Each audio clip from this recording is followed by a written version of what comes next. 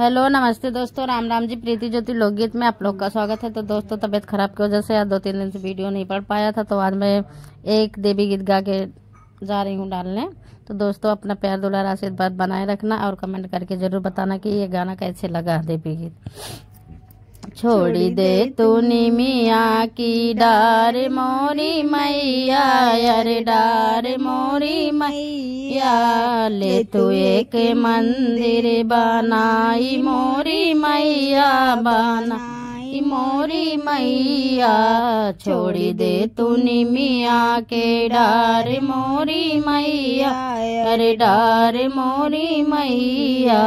मैया दुआरे एक अंधा पुकारे, मैया दुआरे एक अंधा पुकारे, अंधे को नैना दिलाई मोरी मैया, दिलाई मोरी मैया। ले तू एक मंदिर बनाई मोरी मैया, बनाई मोरी मैया।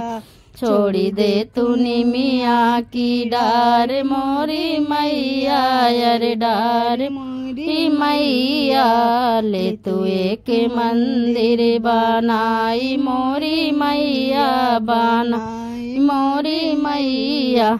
मैया दुआरे एक लंगड़ा पुकारे, मैया दुआरे एक लंगड़ा पुकारे, लंगड़े को पैरा दिलाई मोरी मैया, दिलाई मोरी मैया। ले तू एक मंदिर बनाई मोरी मैया, बनाई मोरी मैया। छोड़ी दे तूने मिया की डार मोरी मैया, अरे डार मोरी मैया। ले तू एक मंदिर बनाई मोरी मैया, बनाई मोरी मैया। मैया दुआरे की बाजन पुकारे, मैया दुआरे की बाजन पुकारे, बाजन को बालक दिलाई मोरी मैया, दिलाई मोरी मैया। ले तू एक मंदिर बनाई मोरी मैया, बनाई मोरी मैया।